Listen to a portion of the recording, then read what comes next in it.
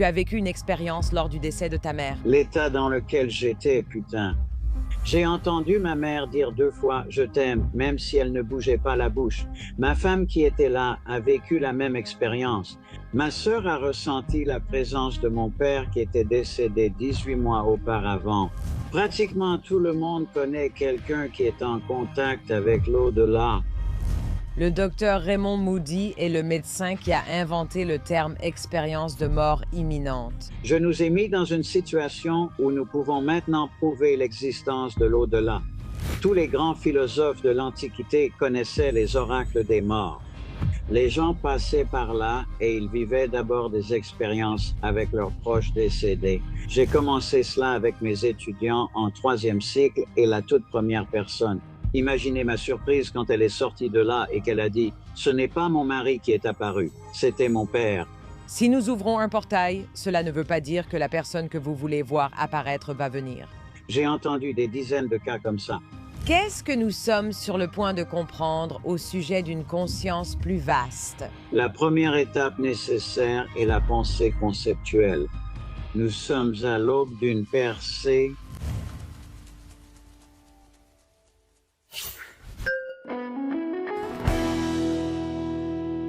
Bonjour, je suis Mayim Bialik. Et je suis Jonathan Cohen. Et bienvenue dans notre décryptage. Aujourd'hui, nous avons un vrai régal.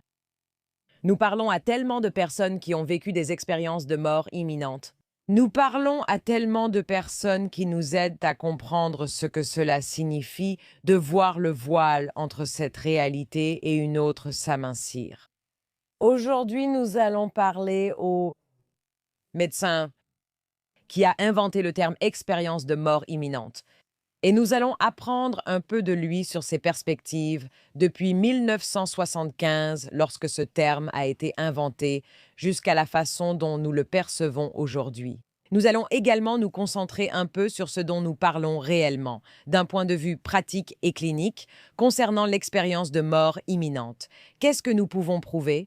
Qu'est-ce que nous ne pouvons pas prouver? Et où y a-t-il une marge de manœuvre?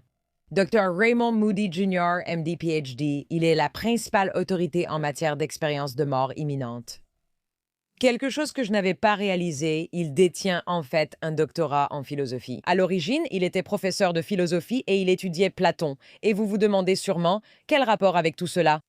Les premiers Grecs ont été parmi les premiers à approfondir la réflexion sur ce que cela signifie de mourir avant de mourir. Il existe une pratique très spécifique dont nous avons parlé avec Brian Murarescu, où les gens allaient dans ces chambres souterraines obscures, parfois pendant 1 mois entier, pour communier avec les morts. Et si vous vous dites « mais c'est fou, c'est juste des trucs anciens », il s'avère que cela est vraiment indiscernable des descriptions que les gens donnent de ce qui se passe lorsqu'ils rencontrent des personnes de l'autre côté. Et ce n'est pas seulement dans les expériences de mort imminente, c'est aussi dans les expériences de mort partagées. On le retrouve dans des choses comme les rêves parallèles. Cela apparaît aussi dans les rêves précognitifs. Il y a un pourcentage incroyablement élevé de personnes qui, en particulier dans le deuil, vivent non pas des rêves, ni même des visions, mais une véritable présence de la personne qu'ils ont perdue. Que se passe-t-il? Est-ce simplement un vœu pieux? Il s'avère que cela a une longue histoire. C'est ce que Raymond Moody étudiait à l'origine. Il est ensuite allé à la faculté de médecine pour devenir psychiatre. Il avait un très grand intérêt pour, disons, le côté policier, n'est-ce pas, des meurtres. Et comment la psychiatrie et la faculté de médecine peuvent nous aider à mieux comprendre ce genre de choses complexes, aspects de la société. Cependant, il a fini par travailler dans un établissement psychiatrique et a consacré sa vie à comprendre ces phénomènes. Il a écrit tellement de livres. Il a fondé le Life After Life Institute. Toutes les personnes reçues dans cette émission ayant vécu une EMI ont cité le Dr Moody à un moment. C'est un peu comme s'ils se connaissaient tous. J'ai récemment lu Proof of Life After Life, 7 Reasons to Believe There is an Afterlife. En fait, j'aimerais aborder quelques-uns de ces points avant d'accueillir le Dr Moody. Nous n'avons eu Raymond Moody que pendant une courte période. Donc, dans cet épisode, nous allons décrire certaines des expériences phénoménales et incroyables qui apparaissent dans son livre et à travers ses écrits, juste avant de passer quelques instants avec lui. Jonathan, qu'est-ce que tu sais du monde des EMI quand on parle de ce qui qualifie réellement cette expérience? De quel genre de choses avons-nous entendu les gens parler? Eh bien, il y a beaucoup de similitudes entre de nombreuses expériences que les gens vivent lorsqu'ils passent de l'autre côté ou lorsqu'ils expliquent que leur conscience quitte leur corps. Donc, l'une de ces similitudes, c'est qu'ils ont une revue de vie où ils voient chaque partie de leur vie défiler devant leurs yeux. En fait, je pense à l'ancienne fonction de lecture aléatoire d'iTunes d'Apple, où ils montraient la pochette de l'album et on pouvait faire défiler les pochettes un peu comme dans une vitrine. Je le vois un peu comme ça. Ça pourrait être un montage, donc je ne précise pas comment cela doit apparaître. Oui, Oui. ils ont aussi une sorte d'impression d'intemporalité où ils perdent la notion du temps. Ils décrivent souvent la sensation d'être partis quelque part pendant une très longue période, alors qu'en réalité, le temps physique écoulé peut être très court. Certaines personnes ont décrit une vision à 360 degrés. D'autres disent aussi que les mots ne peuvent vraiment rendre justice à cette expérience. C'est indicible. C'est indicible. Ce qu'ils ont vécu est si intense que les mots ne peuvent pas l'englober. Il y a aussi des couleurs qui semblent accablantes et aussi Des sens exacerbés? des sens exacerbés, la capacité de voyager, de se déplacer dans l'espace sans être limité par le monde physique. Tu t'en sors bien, tu as été attentive. J'ai été attentif. Ce qui me fascine aussi, c'est la notion de poser une question, même dans son esprit, et d'avoir l'information instantanément. Un téléchargement. Il y a cette notion de téléchargement. Donc en fait, il y a en quelque sorte 7 grandes catégories de choses qui émergent des expériences dont Jonathan parle. Les personnes qui vivent une EMI en ressortent le plus souvent avec un ensemble très similaire de changements. La peur de mourir a disparu. Dans quel autre contexte entend-on parler de ça? La thérapie assistée par la psilocybine pour les patients en phase terminale, n'est-ce pas? C'est précisément pour éliminer la peur de mourir, je fais juste ce genre de parallèle avant même d'aller trop loin. Donc plus de peur de mourir. Ils en ressortent sans peur de mourir. Une compréhension de l'importance de l'amour. Il y a cette notion, les gens voient souvent une lumière brillante, n'est-ce pas? Ils sont submergés par une sorte d'être de lumière, quelque chose comme ça. C'est presque toujours associé à l'amour, à la compréhension. Et donc, ils sortent de cette expérience en pensant que l'amour est la réponse, n'est-ce pas? Troisièmement, il y a un sentiment universel de connexion qui peut naître de cette vision à 360 degrés. Cela peut venir de ce genre d'expérience amplifiée, mais il y a cette notion que nous sommes tous connectés. Aussi dans cette connexion universelle, Je ne peux pas entrer ma liste. J'ai ma liste. Tu ne connais pas ma liste. je ne connais pas ta liste. J'ai besoin de quelques informations supplémentaires. Oui. La connexion universelle, ils sont souvent reconnectés avec des personnes avec qui ils ont été liés dans leur vie, que ce soit des parents, des grands-parents, des frères ou sœurs qui sont peut-être décédés. En fait, tu as une sorte de question à ce sujet parce que tu as fait remarquer que dans tous ces scénarios, il n'y a jamais de relation compliquée dans l'au-delà. Donc même, C'est un sujet sur lequel je voudrais consacrer tout un épisode. Les gens en parlent rarement. Nous n'avons pas peur de mourir, comprenons l'importance de l'amour, ce sentiment universel de connexion et la valeur de l'apprentissage. J'ai trouvé cela vraiment intéressant. Et il y a cette notion que tu reçois comme des téléchargements, des informations à apprendre. J'ai trouvé ça vraiment intéressant. Aussi, un nouveau sentiment de contrôle, c'est-à-dire avoir le contrôle sur ton destin, sur tes décisions. Numéro 6. Se concentrer sur les petites choses. Elisabeth Krohn en a parlé. Comment les petites choses deviennent des sources de grande joie et la notion que, peu importe ce que j'ai vécu, il y a une réintégration qui est nécessaire. Autrement dit, tu pourrais dire « tu as vécu ça, blablabla et tout ça ». Mais presque toutes les personnes qui ont vécu une expérience de mort imminente ressentent ce besoin de transition pour revenir à ce que l'on considère comme la normalité. Aussi, c'est quelque chose dont nous avons déjà parlé, les gens reviennent souvent avec des capacités spéciales. Comment puis-je expliquer cela? Et lorsque nous accueillerons le Dr Moody, il parlera un peu du fait que nous devons vraiment résister à la tentation de vouloir tout expliquer. Mais je veux savoir ce qui se passe pour que les gens reviennent avec des capacités psychiques, avec des capacités extrasensorielles, Il y a une histoire dans Proof of Life After Life, mais c'est ce que le docteur Moody décrit comme la meilleure EMI qu'il ait jamais entendue. Voulez-vous l'entendre? J'aimerais l'entendre. C'est l'histoire d'un médecin, le docteur George Ritchie. Cela s'est passé en décembre 1943. Et le docteur Moody décrit cela comme la meilleure expérience de sortie du corps lors d'une EMI qu'il ait jamais entendue. Et nous avons entendu parler de lui. Nous en avons entendu parler. Il en a entendu plus que nous. Donc, le docteur Ritchie était très malade. Il avait une pneumonie. Il avait une fièvre de 105 degrés. Il a été envoyé au camp Barclay, au Texas. D'accord. Donc, nous sommes au Texas. En 1943, il se souvient qu'il était très malade, avec une forte fièvre, et qu'il s'est levé du lit. Mais quand il s'est retourné vers le lit, il était toujours dans le lit. Ça m'arrive souvent. Je plaisante. Alors, il a dit qu'il savait que quelque chose était étrange. Et il a essayé de toucher des gens et sa main est passée à travers eux. Pensez à Casper, le gentil fantôme. C'est la première chose à laquelle j'ai pensé. Et il a dit, d'accord, il se passe quelque chose. Il a alors pensé, où sommes-nous? Barclay, Texas. Il a littéralement pensé, je veux aller voir ma mère en Virginie. Et il a dit que, à cette seule pensée, il était en Virginie. C'est la première fois que j'entends parler de quelqu'un qui quitte non seulement son corps, mais aussi l'état où se trouvait son corps. Vous pourriez penser que ce n'est que son récit.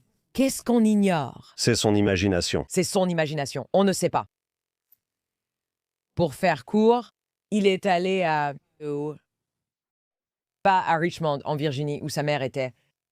Pour une raison inconnue, il s'est arrêté dans une nouvelle ville, près de Richmond, en Virginie.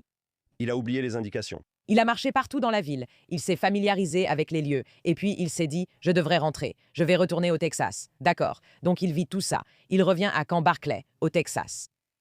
Et il se retrouve ensuite dans la salle d'hôpital et il finit par voir beaucoup de choses. Il voit ce qu'ils font à son corps et comment ils essaient de le ranimer. Être de retour au Texas. Au Texas. Ouais.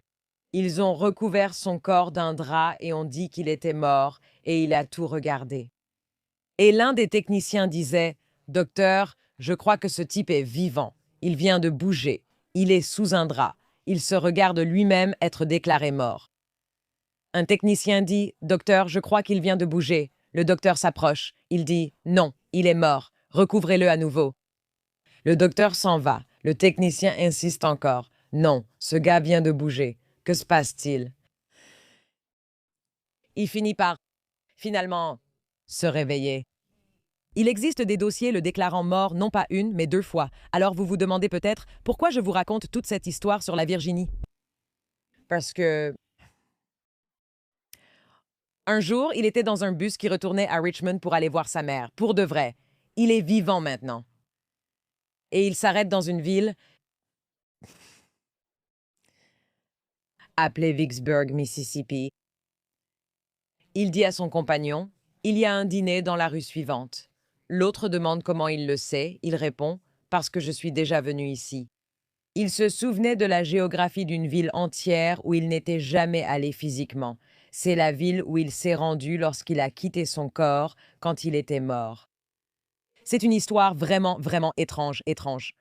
Je vais faire comme toi une seconde et dire que dans une ville, il y a probablement un diner. Alors pourquoi, en quoi est-ce si incroyable qu'il ait décrit le fait qu'il y avait un diner? Et est-ce possible que la personne qui raconte l'histoire ait ajouté « Oh, il y a un magasin de vêtements ici, comment le saurions-nous? » On a réussi à te rendre sceptique. Il n'a fallu que 300 épisodes environ. L'un de nous doit jouer ton rôle à chaque épisode. Donc ce sont toutes de bonnes questions. Et je ne peux pas exclure la possibilité que tout le monde se souvienne mal de quelque chose. On va mettre ça de côté. Mais ce que la connaissance avec qui il était dans le bus a décidé de faire, c'était de le tester. Donc son ami lui dit « Qu'est-ce qu'il y a au coin de la rue? » Et ce gars lui disait ce qu'il y avait à chaque coin de rue de cette ville où il n'était jamais allé. Il avait une carte visuelle de toute la ville. En plus, il est devenu médium en revenant. Quoi? Tu sais ce qui est encore plus incroyable? Il est devenu médium. Quoi? Ce qui est encore plus incroyable, c'est qu'il puisse avoir une carte juste en y étant allé une seule fois.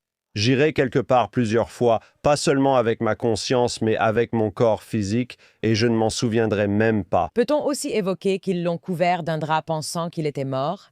Ignore-t-il quand une personne décède? Il a été déclaré mort 2 fois. Ça me fait flipper. C'est un peu une faute médicale dans cet hôpital. Clairement. L'autre chose dont je voulais parler avant de recevoir le docteur Moody.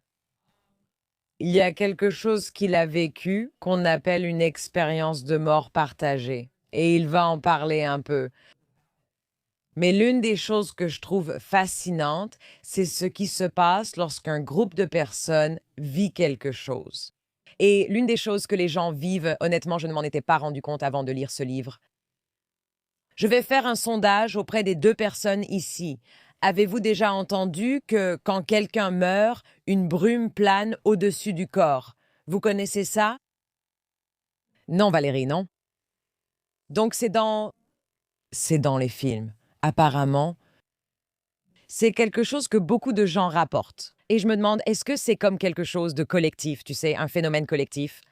Quand on fait un live sur Substack, c'est ce que je veux demander. Je veux poser une question sur la brume. Et j'ai déjà été dans la pièce quand des gens sont morts. Pas de brume, mais peut-être que je ne savais pas comment regarder. Peut-être que je ne regardais pas correctement. Beaucoup de gens voient une brume qui s'élève d'une personne quand elle décède. J'ai littéralement écrit WTF dans mes notes. De quelle couleur est-ce? Blanc ou rose, bien sûr. Blanc ou rose. Pourquoi serait-ce d'une autre couleur? Et certaines personnes entendent de la musique. Certaines personnes disent entendre un chœur de jeune fille chanter. Je n'en ai jamais entendu parler. Vous savez, quand je repense à ce que nous avons abordé et aux sujets sur lesquels nous avons choisi, en quelque sorte, de prendre position. Cette année, ça a été une année énorme pour nous, pas seulement en termes de discussion sur la conscience. Et nous avons parlé à des philosophes et à des professeurs de mécanique quantique, de physique à ce sujet, mais ça a aussi été une grande année pour essayer de donner aux gens la possibilité de vivre leur expérience sans peur. Et aussi, le but de parler de l'intersection entre la science et la spiritualité, c'est de dire, si vous vivez des expériences spirituelles, si vous avez des expériences qui semblent venir d'un autre monde ou en dehors de votre conscience, il y a en fait une science derrière tout cela. Et si vous avez une perspective plus scientifique, devinez quoi? Il y a aussi une dimension spirituelle. J'ai l'impression que cette conversation arrive vraiment au bon moment, alors que nous faisons un peu le point sur ce que cette année a signifié pour notre podcast et pour cette communauté. Nous pensons à la mort et aux expériences de mort imminente. Beaucoup de ces épisodes sur ce qui se passe après notre mort évoquent en fait notre manière de vivre. Comment pouvons-nous élargir notre notion de ce qui est possible afin que les vies que nous menons aujourd'hui puissent être remplies de plus de joie, de paix et de sérénité? Et nous n'avons pas besoin de tout cloisonner. Il est très difficile de prouver scientifiquement l'existence d'une vie après la mort et ce qui se passe lorsque nous quittons ces corps physiques. Mais nous savons qu'il se passe souvent plus de choses et qu'il y a plus de possibilités pour nous que ce qui a été décrit dans le passé. Et ces conversations, pour moi, ont été un rappel incroyable. Permettre à notre imagination créative d'exister, d'élargir notre vision de ce qui est possible et accepter certaines des expériences que beaucoup d'entre nous vivent et essayer de mieux les comprendre à travers ce cadre. Je veux dire, ce genre de conversation me passionne vraiment. J'ai même pris quelques détours rien qu'en lisant la biographie du docteur Moody. Je précise qu'il a obtenu son diplôme de médecine au Collège de Géorgie et son doctorat à l'Université de Virginie.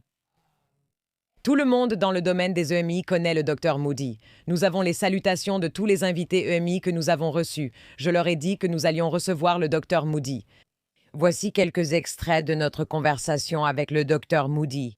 Et ensuite, nous reviendrons pour approfondir certains aspects que nous n'avons pas pu aborder lors de notre conversation avec lui. Alors, bienvenue, Dr Raymond Moody, dans l'émission. Break it down. Nous sommes ravis de vous parler. Nous vous transmettons les salutations de tous ceux reçus sur ce podcast pour partager leur expérience de mort imminente. Et tout le monde parle de vous avec tant d'affection. Elisabeth Krohn, Anita Morjani et Betty Guadano, vraiment tout le monde vous mentionne dès qu'on parle des EMI. C'est donc un honneur de vous accueillir dans l'émission. Merci beaucoup à vous deux. Et je vous dis que ma stratégie de vie est de garder mon estime de moi-même aussi basse que possible. Mais Malgré tout, j'apprécie ces belles pensées de la part de tant de personnes. Et en même temps, je suis un peu submergé par elles. J'en ai un peu fini avec l'ego. Laissez-moi vous expliquer. Si je disais que j'ai dépassé mon ego, que j'ai gravi la montagne et que je me suis allongé sur le lit de clous et brûlé l'encens, ce serait de l'égomanie, non? Mais la raison pour laquelle j'en ai fini avec l'ego, c'est que j'ai failli me tuer à cause de lui. Et la leçon que j'avais à apprendre, c'était la jalousie. Mais vous savez, quand j'ai enfin surmonté ça, moi, aux Bahamas, il y a quelques années, j'étais dans un ashram et je parlais et j'ai dit, un seul trip d'ego suffit. Et j'ai vu le swami à ce moment-là. Quand tu es enfant, tu entends cette phrase. La vie la plus heureuse est une vie de service aux autres. Quand tu es enfant, tu l'entends comme un idéal, n'est-ce pas? Puis tu arrives à l'âge mûr et tu commences à le voir comme une aspiration. Mais quand tu atteins mon âge, c'est juste un fait tiré de l'expérience parce que tu réalises que chaque fois que tu ne penses qu'à toi, tu es toujours malheureux. D'accord. Et je pense que la vie finit par te débarrasser de ton ego d'une manière vraiment merveilleuse. Eh bien, nous allons vous demander de mettre à profit votre expertise pendant le temps que nous aurons la chance de discuter avec vous. Parce que, vous savez, vous avez inventé un terme qui, à l'époque, désignait quelque chose de vraiment marginal, rien que d'y penser.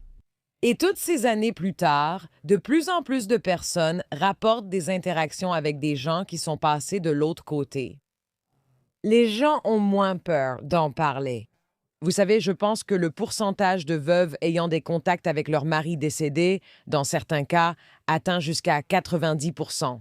Les parents qui ont perdu un enfant et qui vivent une rencontre avec cet enfant dans l'année qui suit son décès sont de plus en plus nombreux à se connecter à différentes fréquences. Ils vivent des expériences psychédéliques ou transcendantes où le voile entre ce monde et l'autre devient de plus en plus mince et de plus en plus accessible. Je me demande si vous pouvez nous donner quelques repères. Comment avez-vous commencé à vous intéresser à cela? Et qu'avez-vous observé qui a changé au cours des 50 années où vous avez travaillé dans ce domaine? Eh bien, merci pour ce premier commentaire. Vous disiez qu'à l'époque, dans les années 70, c'était un phénomène marginal. Et cela montre à quel point nous sommes ignorants en Occident concernant nos origines. Parce qu'en réalité, la façon dont j'ai découvert cela, c'est en lisant Platon, qui reste encore mon auteur préféré. Mon père était un ancien combattant, un officier de carrière, un chirurgien. Vous pouvez imaginer ce genre de personnalité. Apparemment, il a vécu une expérience horrible pendant la Seconde Guerre mondiale, ce que je devine parce qu'il n'en a jamais parlé. C'est ça. Et donc, la façon dont je l'ai vécu en France, c'est que mon père était hostile à la religion. Je suis allé à l'Université de Virginie à l'âge de 18 ans avec l'intention de devenir astronome. J'ai suivi un cours de philosophie et j'ai été captivé. Et La République de Platon, qui a été le premier livre de philosophie que j'ai lu, ça commence avec ce type qui était ce genre de vieil homme qui a réussi toute sa vie. Et comme tant d'autres que je connais, il était juste concentré sur son travail, tu vois. Et puis, il a atteint un certain âge et il a dit, maintenant, mon esprit revient à ces histoires sur l'au-delà que j'entendais quand j'étais enfant. Et moi, j'ai vraiment développé ce sentiment d'urgence. D'accord. Et puis, la République culmine avec ceci. C'est juste comme si tu as déjà lu Hérodote avec l'histoire des Perses qui descendent pour le passage des Thermopyles, tout le livre finit un peu par se concentrer là-dessus, juste sur ce défilé, et la République est similaire, et toute l'histoire en arrive à celle d'un type qu'on croyait mort sur le champ de bataille, mais lui, il s'est redressé à ses funérailles et a raconté à ses amis comment il était sorti de son corps et avait traversé un passage vers cet autre monde, vu sa vie défiler et ainsi de suite. Et ça m'a vraiment intrigué. Alors j'ai demandé au docteur Hammond, notre professeur, de quoi il s'agissait. Et il a dit, oui, ces premiers philosophes grecs connaissaient des cas de personnes qui étaient apparemment mortes, mais qui étaient revenus à la vie et avaient ces expériences à raconter. Et, et le professeur Hammond a dit que Platon avait écrit à leur sujet, mais qu'entre-temps, ou un peu plus tôt, Démocrite, l'atomiste, connaissait ces expériences. Et il a écrit que oui, qu'est-ce que c'est? Ce que c'est l'activité biologique qui se poursuit encore dans le corps au niveau atomique, même si ce n'est pas visible, n'est-ce pas? Et donc, c'était mon point de vue en septembre 1962. Eh bien, 3 ans plus tard, j'ai rencontré le docteur George Ritchie, qui avait réellement vécu une telle expérience. Et je veux dire, George, encore aujourd'hui, est la meilleure personne que j'ai jamais connue. Et donc, ensuite, j'ai commencé à rassembler des cas de ce genre. J'ai terminé mon doctorat en philosophie en 1969 et j'ai commencé à enseigner la philosophie. Immédiatement, j'ai commencé à entendre ces histoires de la part de mes étudiants. Et dès que j'ai commencé à en parler, des membres du corps enseignant m'ont raconté les expériences qu'ils avaient eues. Et donc, très rapidement, j'ai pris conscience que c'était un phénomène très répandu. On m'invitait dans ces clubs de service qui, à l'époque, étaient un domaine exclusivement masculin, et c'était comme les notables de la ville. Dans chacun de ces endroits où j'allais, quelqu'un venait toujours me voir après. Docteur Moody, je n'ai jamais dit ça à personne, mais c'est comme ça que je me suis intéressé à ce sujet et que j'ai commencé à poursuivre mes recherches. Eh bien, pour revenir à un commentaire très brillant que vous avez fait plus tôt, euh, et la façon dont je le formulerai est la suivante.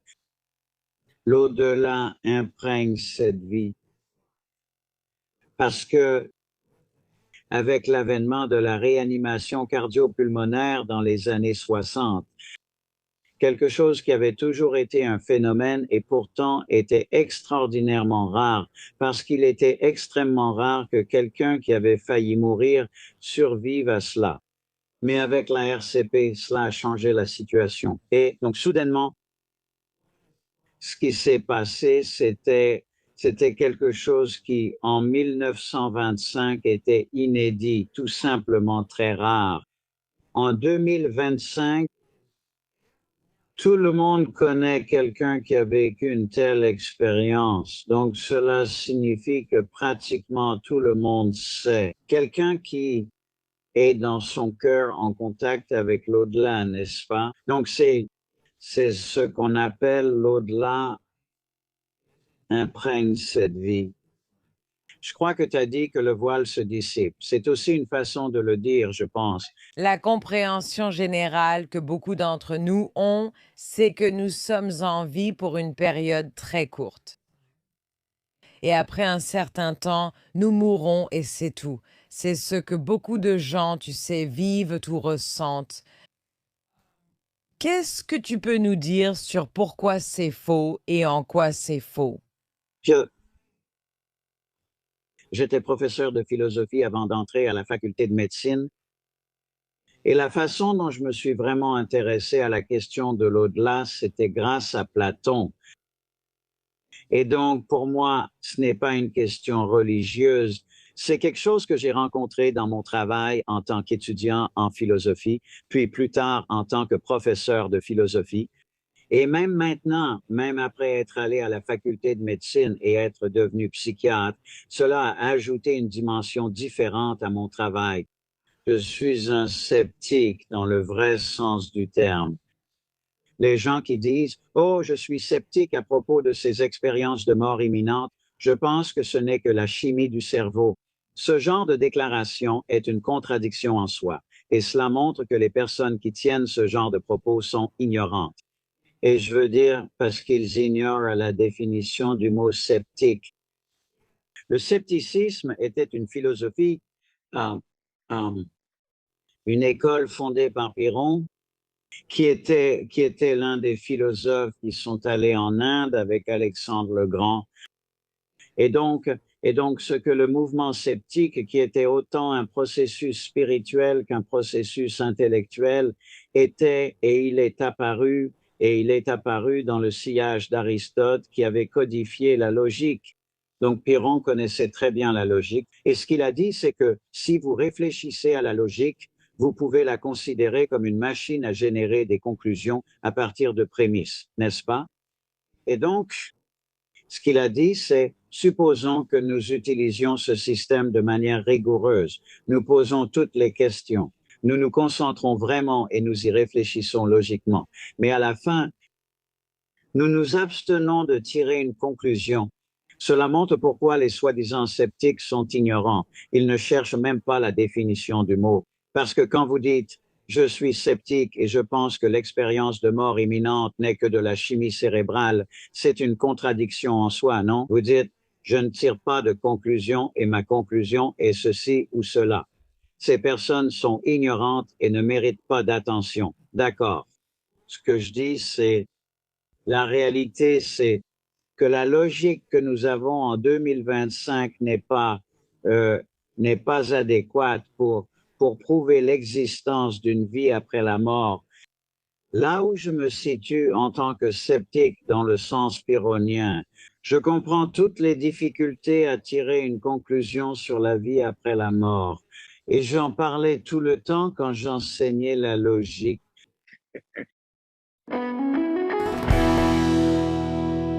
Là où j'en suis maintenant, c'est que j'abandonne. J'ai toujours réussi à sortir de toutes les situations en réfléchissant. Parce que si tu es très critique et que tu remets tout en question, alors ce qui résiste le mieux quand tu remets tout en question, tu peux lui accorder une certaine confiance.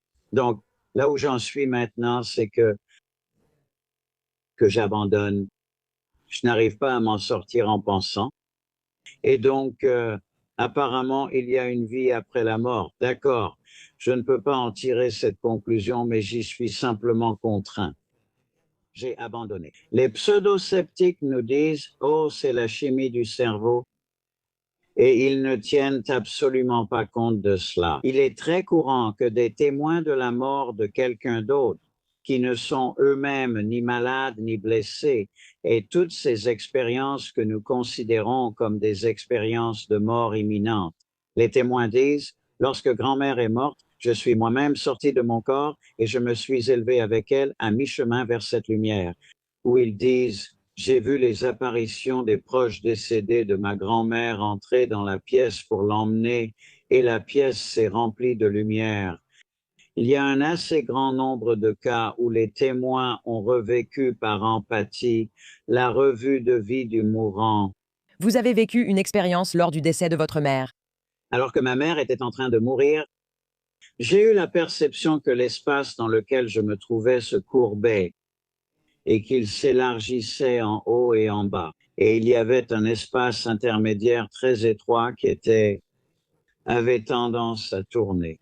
Rien de tout cela n'a de sens, je le sais, parce que les mots ne permettent pas de l'exprimer. Et j'ai entendu ma mère dire deux fois, je t'aime, même si elle ne bougeait pas la bouche.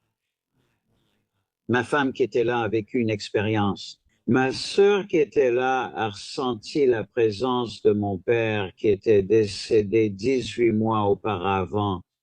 Mais pour moi, ça n'a pas d'importance que ça me soit arrivé. Tu vois ce que je veux dire? Oui, ça m'est arrivé. Mais ce qui m'impressionne, c'est que ça arrive à tellement de gens. Maintenant, en 2025, la réalité, c'est que le seul blocage en 2025 pour progresser vers une preuve rationnelle d'une vie après la mort n'est plus logique. C'est maintenant entièrement psychologique, ce qui, par là, j'entends que la raison pour laquelle en 2025, les gens n'ont fait aucun progrès vers une compréhension rationnelle de l'au-delà, c'est qu'ils sont intellectuellement paresseux. Et je peux le prouver, mais je ne peux pas le prouver à des gens qui sont intellectuellement paresseux. Maintenant, ce que j'ai développé sur une très, très longue période, c'est ce que j'appelle vraiment un exercice logico-spirituel où je guide les gens à travers les faits de la philosophie grecque antique. et des faits sur la langue que nous utilisons. Et cela mène à ce qui se rapproche le plus d'une preuve rationnelle d'une vie après la mort. Et il n'y a aucun moyen pour moi d'expliquer cela en peu de temps, mais je vais vous expliquer comment vous pouvez accéder à ce travail. D'accord? Mais la critique classique concernant la vie après la mort, c'est que la notion même est inconnaissable. C'est la réalité. Maintenant, mais je dis en tant que professeur de philosophie que toutes sortes de choses ont été considérées comme inconnaissables. Par exemple, jusqu'au début du 19e siècle, les nuages étaient considérés comme l'incarnation même de l'inconnaissable, de l'incompréhensible et de l'éphémère. Mais un seul homme, Luke Howard, au début des années 1800, qui a simplement observé cela pendant un certain temps, a écrit un article disant, eh bien, il y en a 4 types que vous avez appris à l'école primaire, n'est-ce pas? Le cumulus, le stratus, le nimbus et ainsi de suite. Eh bien, lorsque Luke Howard a publié cet article, n'importe qui d'assez énergique pour sortir et lever les yeux au ciel pouvait le prouver. On pouvait le voir par soi-même, n'est-ce pas? Donc, c'était une transformation. Si vous remontez avant, disons, le milieu des années 1880, tout le monde savait, entre guillemets, que la distance jusqu'aux étoiles fixes était inconnaissable, n'est-ce pas? Puis, en 1838, les mesures sont devenues suffisamment précises pour qu'ils réalisent, sachant que l'orbite de la Terre autour du Soleil fait 186 millions de miles de diamètre, que si vous faisiez la mesure ici, puis attendiez exactement 6 mois, vous pourriez la refaire. Il y aurait une différence, et c'est ce qu'on appelle la parallaxe. J'ai utilisé ces 2 types de démarches pour nous mettre dans une situation où nous pouvons maintenant prouver l'au-delà. Cependant, c'est là la difficulté que Platon a très bien soulignée. Et je suis sûr que vous l'avez aussi observé. Ce qui attire les gens, ce sont les histoires. Ce qui rend les expériences de mort imminente si attirantes, c'est qu'elles prennent la forme d'un récit qui captive les gens. Et Platon connaissait aussi ces expériences, ainsi que d'autres types d'expériences qui créent des récits. Mais ce qu'il a souligné, c'est que même si vous aviez 1 milliard de récits expérientiels, cela ne constituerait pas une preuve d'une vie après la mort. Que pensez-vous que sera la réaction des personnes dont le seul objectif ici est d'entendre des histoires charmantes? Quelle sera leur réaction lorsque vous direz, eh bien, pour vraiment comprendre cela, il faut passer par un processus rationnel en suivant une chaîne d'arguments longue et complexe? Ils sont rebutés. Mais pour cette raison, il y a un blocage. Et la seule raison pour laquelle nous ne pouvons pas vraiment progresser dans l'enquête rationnelle sur l'au-delà, c'est ce problème de conception narrative, comme je l'ai dit. Les gens ne le font tout simplement pas. Ils sont trop paresseux en Amérique aujourd'hui pour réfléchir. C'est la réalité. Les gens n'aiment tout simplement pas réfléchir. Cependant, pour ceux qui réfléchissent encore, il y a une issue. Et nous pouvons en fait reprogrammer notre esprit de telle manière que lorsque nous vivrons ensuite une expérience de mort imminente, nous serons capables de l'aborder d'une manière totalement nouvelle. Nous avons déjà des milliers et des milliers de témoignages d'expériences de mort imminente qui sont exprimés sous la forme d'un récit de voyage. Et nous en avons des milliers et des milliers. Je suis sorti de mon corps, je suis passé par un tunnel et ainsi de suite. Dans un avenir pas trop lointain, nous aurons d'autres, un nouvel ensemble des verbalisations de cela, où les gens réalisent que le format narratif du voyage est inintelligible. Et c'est pourquoi, parce que ce que les gens disent avec l'expérience de mort imminente, c'est qu'ils disent qu'il n'y a pas de mot pour ça, n'est-ce pas? Et cela ne s'est pas produit dans le temps et cela ne s'est pas produit dans l'espace. Mais la seule façon que j'ai de le dire, c'est que je suis sorti de mon corps, j'ai traversé un tunnel vers une lumière, j'ai rencontré mes proches décédés, j'ai vu ma vie défiler devant moi, Je suis retourné dans mon corps et je suis revenu à la vie. Voilà un récit de voyage. N'est-ce pas? Eh bien, attendez une minute. Que signifie récit de voyage? N'y a-t-il ni temps, ni espace, ni mots? Maintenant, je suis intervenu dans cette situation afin que, et au moins une fois à ma connaissance, il y a des années, un homme a suivi mon cours sur la façon de réfléchir à des choses inintelligibles, qui a ensuite vécu une expérience de mort imminente et qui m'en a fait part. Il a dit, Ray, pendant que j'étais là-bas, j'ai repensé à ton séminaire et j'ai compris qu'on ne peut pas saisir comment ce monde-là est relié à celui-ci à moins de prendre en compte l'axe de l'inintelligibilité.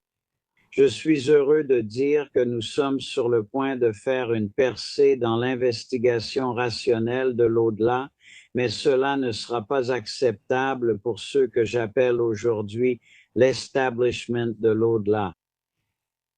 La parapsychologie est pleine de personnes merveilleuses, adorables, au grand cœur que j'aime beaucoup et qui n'ont tout simplement pas l'esprit analytique.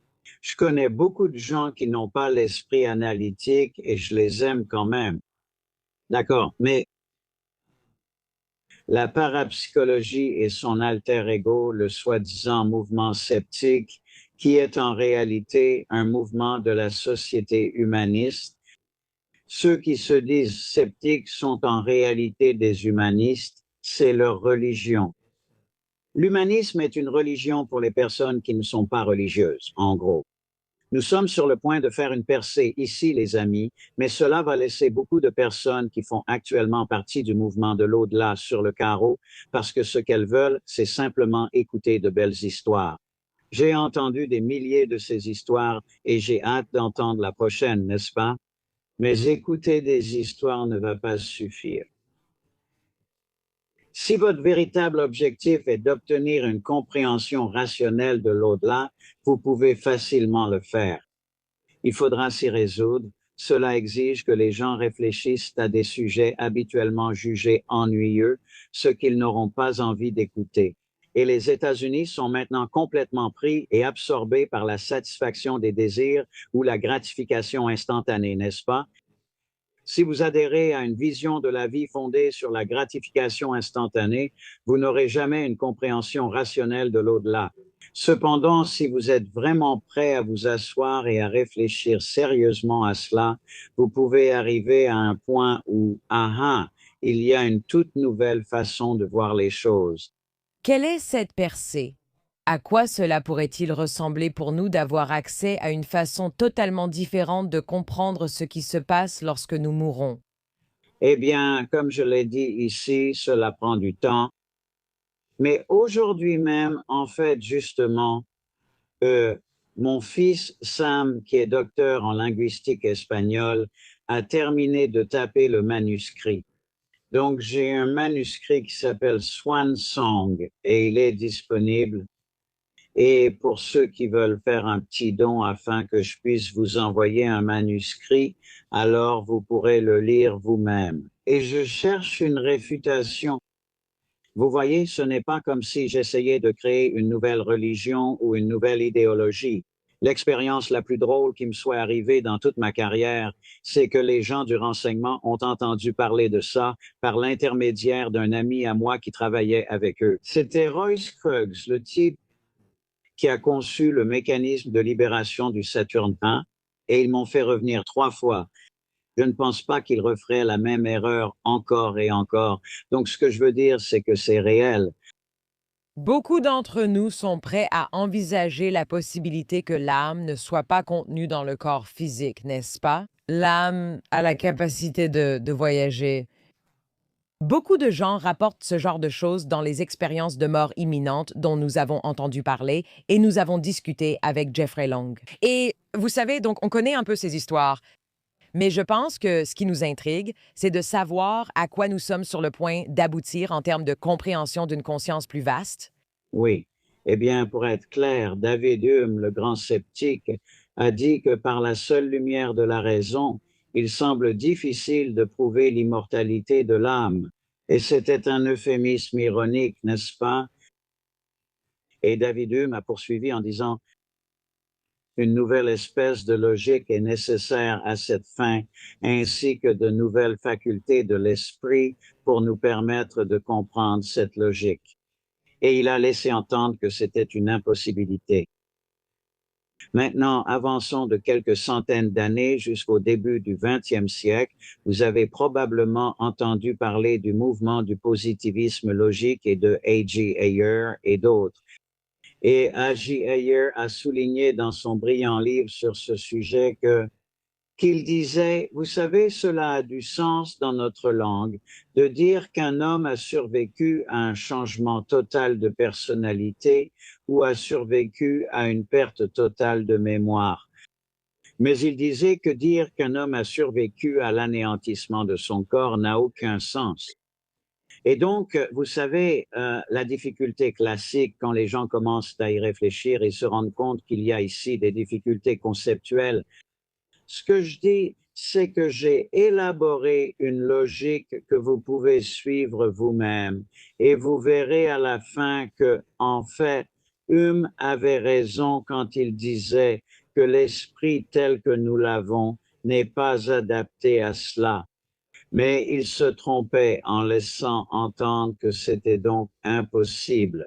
Donc, ce que je dirais, c'est que j'ai résolu le problème de Hume et que j'ai élaboré une nouvelle logique. Et d'ailleurs, ce n'est pas fondé sur l'au-delà. Cette nouvelle logique a eu un fort écho auprès de les personnes qui sont premièrement dans le secteur de la publicité, les personnes qui sont dans la division des études littéraires, les personnes qui sont dans les affaires et les personnes dans le domaine du renseignement. Mais là-bas, le travail que j'ai présenté a trouvé un écho dans ce milieu. Mais dans un monde où le but est d'entendre des histoires plus merveilleuses et inspirantes, cela ne va pas prendre. Mais pour ceux qui le font, ça marchera. Eh bien, il y a un sujet dont j'aimerais que vous nous parliez. Je le prononce bien, le psychomantium. Oui. Je me demande si vous pouvez parler un peu de la conception de cette expérience qui cherchait vraiment à refléter cela. En fait, nous avons parlé à Brian Murarescu, qui a beaucoup étudié les classiques et leur relation avec l'au-delà. Si vous mourrez avant de mourir, vous vivrez pour toujours, n'est-ce pas? C'était fascinant pour de nombreuses raisons. Mais je me demande si vous pouvez nous parler un peu de la conception de cette expérience et de ce que cela signifie d'essayer de placer les gens dans un état où ils sont plus réceptifs, n'est-ce pas, à la possibilité de percer ce voile. Oui, oui. Et encore une fois, la seule façon pour moi d'aborder cela est de commencer par dire que la seule façon de comprendre cela est de se tourner vers la philosophie grecque. Parce que voyez-vous, la réalité est que le système de raisonnement que nous utilisons en ce moment pendant que nous discutons nous vient des philosophes grecs. C'est la réalité.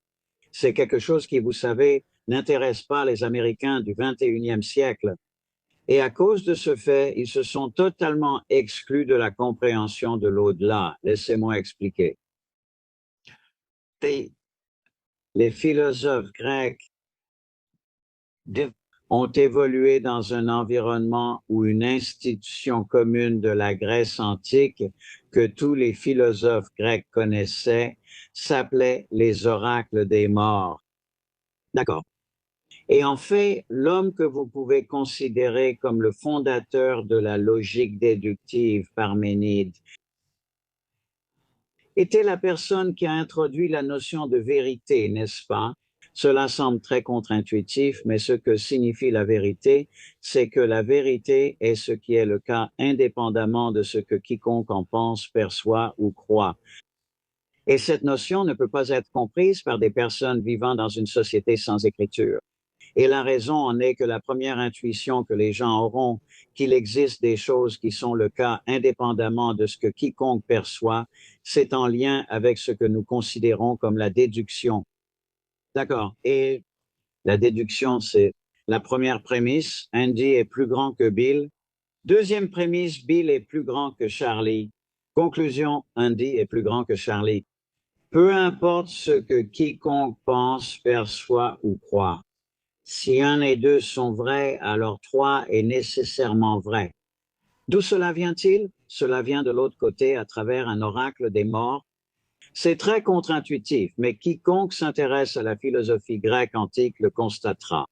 D'accord, maintenant, ces oracles des morts étaient des lieux, c'étaient des institutions souterraines, et il y en avait 5 principales.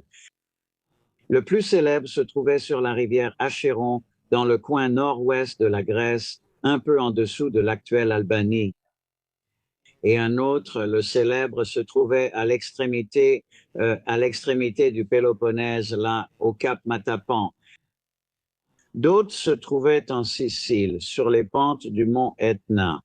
Mais ce sont des lieux évoqués dans les textes anciens. Et il est dit que les gens passaient par là et vivaient des expériences pendant lesquelles ils semblaient voir et converser avec leurs proches décédés.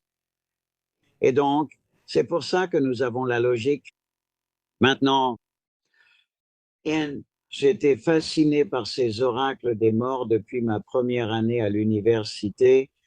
Et puis, en 1985, je crois, j'ai lu dans une revue classique qu'on avait fouillé le plus célèbre de ces lieux.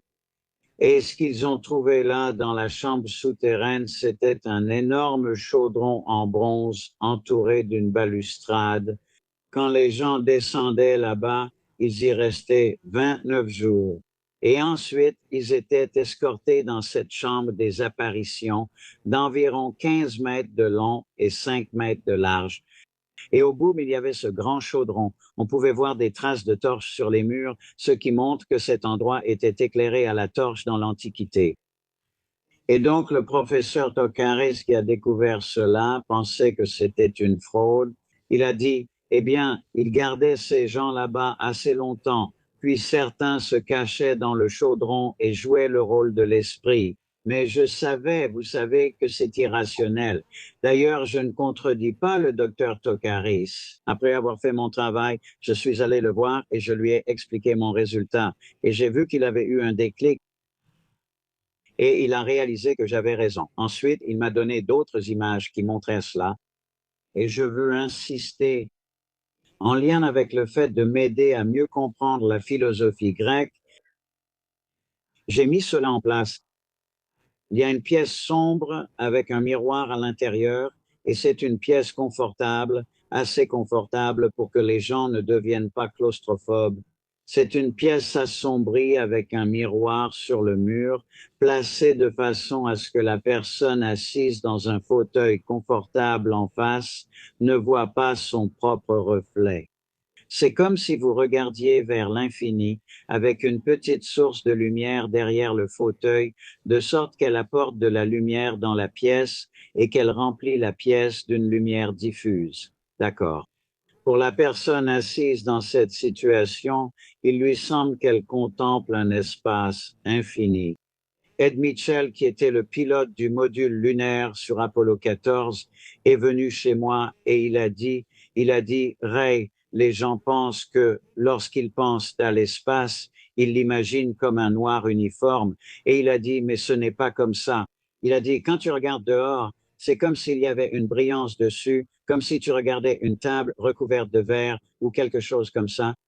Et donc, c'est cet effet que tu veux obtenir. Maintenant, la préparation consiste vraiment à penser à l'être cher décédé et à faire remonter tous tes souvenirs agréables et à aborder les difficultés dans la relation. Quelles étaient les choses restées en suspens, etc. J'ai donc commencé cela avec mes étudiants de 3e cycle en psychologie. Et à mesure que la nouvelle s'est répandue, d'ailleurs, il s'agissait d'étudiants de 3e cycle et un certain nombre d'entre eux étaient déjà conseillés. Et à mesure que la nouvelle s'est répandue, un professeur de sociologie, un anesthésiste, un psychiatre, ainsi que d'autres collègues professionnels se sont joints à nous. Nous voulions juste savoir ce qui se passe, n'est-ce pas? Et vous ne forciez pas les gens à poursuivre pendant 29 jours, n'est-ce pas? Non, nous avons réduit ça à une journée, n'est-ce pas? Mais c'était un par un. Les étudiants venaient chez moi et passaient toute la journée avec eux, n'est-ce pas? Et c'était comme, parle-moi de cette personne qui est décédée. Comment était-elle? Quels sont tous tes bons souvenirs? Quelles sont les choses, tu sais, les choses restées en suspens et ainsi de suite. Alors tu passes par ce processus et les gens atteignent un point où, avec le temps, tu peux sentir qu'ils sont prêts. Alors je les mets dans cette pièce et je leur dis simplement, détendez-vous, regardez dans le miroir et je reviens dans environ 1 heure et demie. Donc, je m'attendais à ce que si j'en faisais 50, j'en aurais probablement 5, non? Parce que je pensais que ce serait à peu près 1 sur 10. Et bien sûr, je pensais que puisque ces personnes étaient très au fait de l'esprit humain, si elles voyaient quelque chose, je m'attendais à ce qu'elles disent, oui, j'ai vu une image dans le miroir. Ça ressemblait à ma grand-mère, mais était-ce réel ou une illusion? Je ne sais pas. Au lieu de ça, c'était la toute première personne. La personne qui était là était un conseiller très expérimenté en désintoxication à l'alcool et aux drogues. Si vous connaissez cette sous-culture, ce sont des gens très équilibrés. Et elle est venue voir son mari qui était décédé 18 mois auparavant. Imaginez ma surprise quand elle est sortie de là et qu'elle a dit, oui, mais ce n'était pas mon mari qui est apparu, c'était mon père. Et non seulement il est apparu dans le miroir, mais il est aussi sorti du miroir dans la pièce. J'ai entendu des dizaines de cas comme celui-là. Qu'est-ce que vous créez qui permet que cela se produise? Je ne sais pas. Je me basais simplement, vous savez, sur ce qu'était le modèle grec. Je veux dire, il y a beaucoup de choses à ce sujet que je ne comprends pas. Et la partie la plus étonnante pour moi, c'était que mon étudiant très averti l'a pris pour un événement réel, pas comme un rêve, ou alors, et donc cela est largement confirmé. Beaucoup de gens ont répliqué mon étude sur le psychomension et ils obtiennent les mêmes résultats. Et donc, ce que je veux dire, c'est que si quelqu'un se précipite là-dedans juste pour avoir une sensation bizarre, ça ne va pas marcher. Il faut réfléchir à cela et réaliser que cette procédure a beaucoup à voir avec votre façon de penser et que ces philosophes grecs ont fondé toute la manière de penser occidentale. Ça fonctionne, mais pour vraiment l'animer en vous-même, vous devez lire des choses qui ennuient la plupart des gens. Et vous savez, comme vous le savez, je ne suis pas un parapsychologue. Aussi doux, gentils, merveilleux et heureux que soient ces gens formidables, c'est qu'ils partent de ces présupposés et sont incapables d'accepter quoi que ce soit qui les remette en cause. Les plus problématiques, deux des plus problématiques sont, premièrement, ce que j'appelle l'establishment de l'au-delà, la recherche psychique et la parapsychologie. Ce sont un historique, n'est-ce pas? En réalité, l'enquête rationnelle sur l'au-delà commence avec les philosophes grecs. C'est indéniable. Mais la parapsychologie et la recherche psychique ne commencent pas avec les Grecs. Elles commencent en 1848 avec deux petites filles qui faisaient craquer leurs orteils. C'est la réalité et vous pouvez le vérifier par vous-même. La parapsychologie et la recherche psychique proviennent d'un engouement religieux du 19e siècle et ils ne savent rien sur le theta et les fondements de la pensée occidentale concernant l'au-delà. Et ensuite, le deuxième postulat le plus problématique qu'ils posent, c'est le scientisme. Au moment où les médiums sont devenus à la mode et que ces personnes ont commencé à se dire, eh bien, nous voulons enquêter là-dessus. Ils ont dû y mettre le mot scientifique parce qu'à cette époque, les gens étaient devenus tellement, oh, le scientisme, la science est l'idéal et la connaissance et tout ça. Donc, ils ont dû utiliser ce mot scientifique. Donc, ce que nous avons en parapsychologie et en recherche psychique, ce n'est que de la pseudo-science. Et j'ai prouvé cela de façon définitive dans mon nouveau livre. Alors, quelle est la manière dont nous devrions aborder ces choses? Parce qu'on ne peut pas blâmer les gens, n'est-ce pas? Tout le monde est fasciné. Je veux dire, l'histoire, vous savez, du docteur Ritchie et de Viola Horton, c'est une histoire incroyable. Et pour beaucoup de gens, nous avons besoin des histoires et de ces détails. Et je ne remets pas ça en question. Je dis oui, les récits sont fascinants. Ils ont changé ma vie. Ils ont complètement bouleversé tout mon univers. Et on ne peut pas en tirer le moindre enseignement en essayant d'appliquer et d'imposer la méthode scientifique à cela. La première étape nécessaire, c'est la pensée conceptuelle.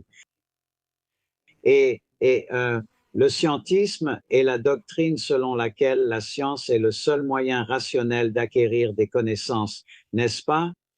C'est tellement ancré en Occident que vous n'y pensez même pas. Les gens le supposent simplement sans réfléchir. Quand j'enseignais la philosophie, j'enseignais l'épistémologie. Donc, lors des 2 premiers cours, je demandais, à votre avis, qu'est-ce que la connaissance? Après quelques cours, ce qu'il finissait par dire, c'est que la science, c'est la connaissance. Et quand on approfondit, on voit que la méthode scientifique est le seul moyen rationnel d'acquérir des connaissances, n'est-ce pas? Donc, j'écrivais cela au tableau.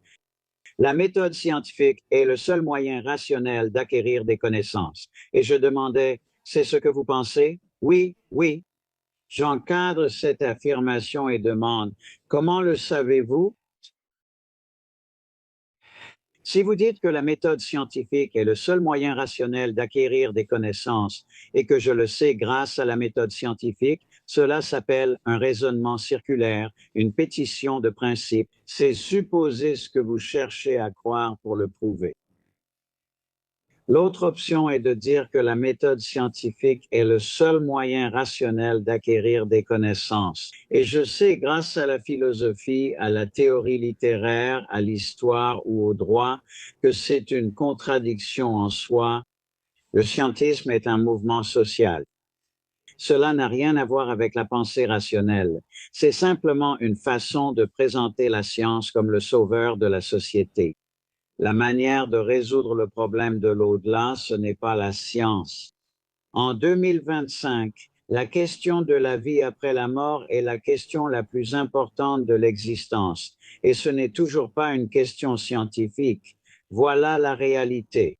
Mais pensez-vous que les parapsychologues et les chercheurs en sciences psychiques vont sortir de cette position? Non. Mais moi, j'ai quitté cette position et je vais vous lancer un défi. Très bien. Donc, je dis que j'ai fait une avancée majeure sur la question de l'au-delà et je veux que vous testiez ça. Et je ne veux pas que vous soyez d'accord avec moi. Je dis, lisez ceci et s'il vous plaît, si vous trouvez une erreur, signalez-la moi. Parce que si je publie ça et que mes collègues y trouvent une erreur, alors je me rapproche de la vérité en voyant mon erreur. D'un autre côté, si je le soumets à mes collègues et qu'ils ne trouvent pas d'erreur, cela m'encourage à penser que je suis sur la bonne voie. De plus, cela ouvre des voies entièrement nouvelles pour enquêter sur la question de l'au-delà. J'aimerais revenir un peu en arrière dans votre vie. Vous êtes professeur de philosophie, vous avez obtenu votre doctorat. Qu'est-ce qui vous a poussé à poursuivre des études de médecine? Eh bien, c'est très intéressant. Je viens d'une famille liée aux forces de l'ordre. Mon oncle Ferley était le chef de la police dans cette petite ville en Géorgie. Et lui, quand Ferley a pris sa retraite après 30 ans, un juge local nous a dit qu'ils avaient dû embaucher 3 agents pour remplacer Ferley. Et donc, quand j'étais enfant, je me promenais, mon oncle me conduisait dans la voiture de police et je connaissais beaucoup de policiers. Mon frère a été policier pendant 20 ans, shérif. Et donc, voilà, et mon fils est médecin. Il est médecin en milieu carcéral dans une prison. Et donc, et mon père travaillait pour ce qui est aujourd'hui la FDA et leurs opérations d'infiltration. Il était chirurgien et il les a aidés lors des opérations d'infiltration des gens dans les pharmacies qui donnaient des choses aux gens et tout ça. Donc, vous savez, les forces de l'ordre, c'est dans mon sang. Et j'ai toujours été fasciné par les homicides. Et donc, quand j'avais été à enseigner la philosophie, j'adorais vraiment ça et c'est toujours le cas. Mais j'avais 23 ans, je crois, quand j'ai obtenu mon doctorat en philosophie. Et ce qui m'a toujours motivé dans la vie, c'est d'essayer d'acquérir des connaissances. Donc, je voulais simplement suivre cette voie. Et donc, je suis allé à la faculté de médecine et dès un de mes premiers jours, je suis descendu au sous-sol et j'ai demandé au docteur Chandler, qui était le médecin légiste là-bas. Et donc, j'allais sur des scènes de meurtre et ce genre de choses. Donc, je veux dire, je suis vraiment fasciné par l'homicide. Et donc, c'était la raison de ce changement. En plus, ça vous donne aussi une vision plus approfondie, une gamme de réflexions à ce sujet. L'esprit que la simple philosophie. Mais j'aime toujours la philosophie. Ce n'était en aucun cas un découragement. Et par la suite, j'ai de nouveau enseigné la philosophie. Je veux dire, c'est juste que, et je continue, vous savez, j'adore enseigner la philosophie. Et je vous ai entendu dire que vous vous intéressiez à la psychiatrie. La psychiatrie, oui. Croyez-vous à l'approche biochimique de la psychiatrie ou croyez-vous à une approche spirituelle? Les deux façons d'étudier les expériences de mort imminente de nos jours, ce qu'ils proposent, c'est que certains essaient de trouver des zones dans le cerveau qui, selon eux, génèrent ces expériences de mort imminente, n'est-ce pas? Et l'autre méthode consiste à placer quelque chose sur un rebord au-dessus de l'endroit où les gens sont réanimés, n'est-ce pas? Et ce sont ces deux méthodes qui sont prétendument scientifiques aujourd'hui. L'idée, c'est que si les personnes qui sortent de leur corps pendant la réanimation voient le petit objet sur l'étagère ou quelque chose comme ça, est-ce que cela prouve qu'il y a une vie après la mort? Absolument pas. Ça ne nous rapproche pas du tout de la réponse parce qu'il est tout à fait concevable que, vous savez, cela se passe bien avant que le corps ne soit anéanti. Ça ne nous donne aucun aperçu de ce qui pourrait se passer après que le corps soit anéanti. Donc, ce que je veux dire, c'est que l'ignorance qui règne dans le milieu de l'au-delà, ils n'ont aucune idée de toutes ces objections qui ont été soulevées dans l'Antiquité. Ils ne pensent pas comme ça. Donc, je dis simplement qu'il y a une nouvelle façon de le faire. Et ça ne va pas être agréable pour les gens qui sont concentrés sur ces méthodes. Comme les parapsychologues, ce qui les intéresse, c'est leur méthode. Chez les gens de la parapsychologie et de la recherche psychique, la notion de l'au-delà est générée de l'intérieur. Leur notion de l'au-delà est une projection de leur propre méthode. Et je ne dirais pas méthode, mais plutôt des présupposés méthodologiques, mais il y a une issue à cela, et nous sommes sur le point d'y parvenir, mais cela ne plaira pas aux parapsychologues ni aux chercheurs en psychologie. Avant de vous laisser partir, pourriez-vous simplement nous dire ce que vous considérez comme votre héritage? Vous avez déjà eu un impact incroyable sur le monde, non seulement sur les expériences de mort imminente, mais aussi sur la conversation autour de la conscience en général et de l'âme. Selon vous, quel est votre héritage? Si je le présente, je pense que mon héritage sera que Raymond Moody sera simplement considéré comme la personne qui a découvert que l'inintelligibilité est un phénomène intelligible. An intelligible phenomenon. En d'autres termes, que Raymond Moody ne sera pas la personne qui a découvert la logique du non-sens. Nous sommes très reconnaissantes d'avoir pu parler avec vous et avons hâte d'en parler à tous nos amis qui s'intéressent aux EMI. Pendant le temps que nous avons passé avec le docteur Moody, je n'ai pas pu lui demander quelque chose qui s'appelle un rêve parallèle. Est-ce que tu sais ce qu'est un rêve parallèle? Enfin, j'imagine. Est-ce que toi et moi avons déjà fait le même rêve et nous nous sommes toutes les deux réveillées en nous disant « Hé, on vient de rêver la même chose ?»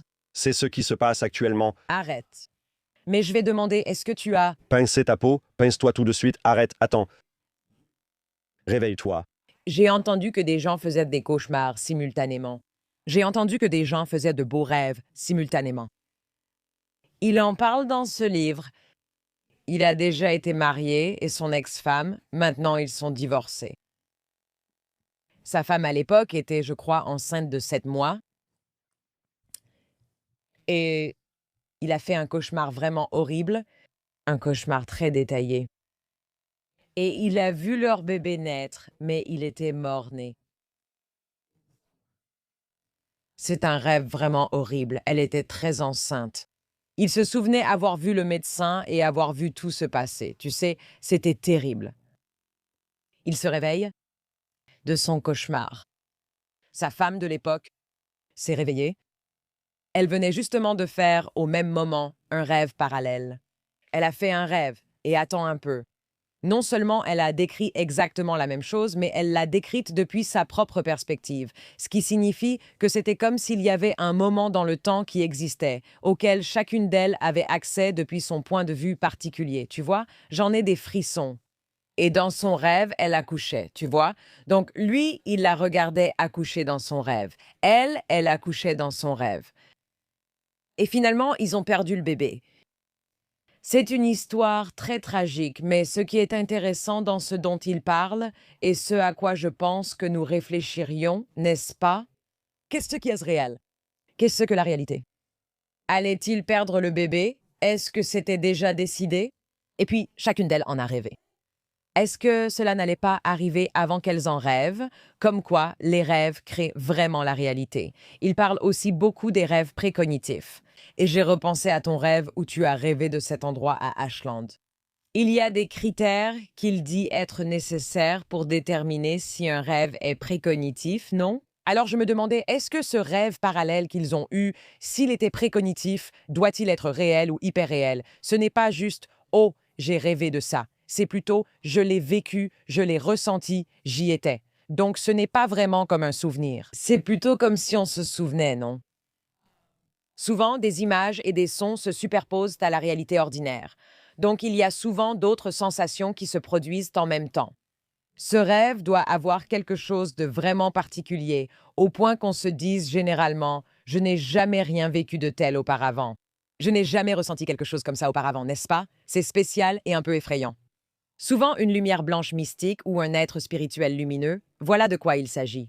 Mais ce truc de rêve parallèle, ça m'a vraiment fait flipper. Ça m'a fait flipper. Presque toutes les caractéristiques que tu décris étaient dans mon rêve à Ashland. C'est ce que je pensais. C'est ce que je pensais. Donc je suis aussi curieuse. Une autre chose dont on parle, et je suis aussi curieuse de savoir ce que pense notre public, tu vois.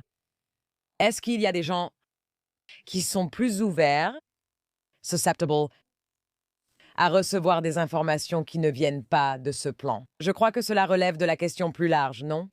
Tu pourrais dire que cette personne est une hippie qui médite tout le temps. Mais ça ne devrait pas être perçu comme une condamnation. L'idée, c'est que si tu te places continuellement dans un endroit, n'est-ce pas? Dans un état theta, tu seras en théorie plus ouverte à ça. J'adore aussi ces histoires de gens qui marchent dans la rue et commencent soudain à canaliser. Qu'est-ce que c'est? Comment ça fonctionne? C'est différent, tu sais, c'est fascinant. Mais cette notion que il lui-même, est-ce que ça vient de l'étude de cela? Est-ce que ça vient de sa compréhension plus profonde? Est-ce parce qu'il a étudié Platon et qu'il comprend quelle est la véritable structure de cette tentative d'amincir ce voile, de percer ce voile? Tu vois? Ce qui me vient à l'esprit, ce sont les conversations que nous entendons sur l'éveil spirituel, et elles ont changé depuis longtemps. Il revient en arrière et parle de Platon et de la façon dont nous changeons notre façon de penser. Mais beaucoup de maîtres spirituels, depuis qu'il existe des textes écrits, parlent de cette évolution de la connaissance, où les gens s'éveillent à leur moi supérieur ou à leur vraie nature. Et le fait que, vous savez, nous sommes pris dans l'illusion, ou nous sommes pris dans l'ego, comme l'a décrit Jung, ou nous sommes pris dans une distraction qui peut être dans la société moderne avec les pièges du consumérisme, ou cela peut être la distraction des réseaux sociaux, mais il y a une essence que nous sommes ici pour découvrir en tant qu'êtres humains qui est au cœur de notre existence. Et comment y accéder? Comment ressentir sur cette terre quelque chose qui va au-delà de la simple course à la consommation? Et beaucoup de personnes ayant vécu une EMI reviennent en parlant d'amour, de connexion, de ce sentiment d'unité plus vaste. Donc, comment commençons-nous à ressentir que le voile s'amincit? Pour certains, cela commence simplement par l'idée que c'est possible, tandis que d'autres traversent le voile d'un coup et reviennent ensuite en guide pour dire « Attendez une seconde, il y a vraiment quelque chose ici ». La nature de la réalité, du point de vue matérialiste, est assez limitée et vous passez à côté de tout ce monde intérieur que vous pourriez expérimenter. Eh bien, je pense que l'une des choses les plus intéressantes dans le parcours du Dr Moody, c'est qu'il a commencé d'un point de vue philosophique, alors qu'on pourrait penser que cela n'a rien à voir avec ce dont nous parlons. En réalité, cela a tout à voir avec ce dont nous parlons, car dans les temps anciens, intellectuellement, c'est là que les conversations sur la spiritualité prenaient place. Elles relevaient de ces domaines. C'est ce qui m'a amené à interroger le Dr Moody sur son expérience du psychomantium qu'il a conçu. Il a commencé à la réaliser avec des étudiants en cycle supérieur.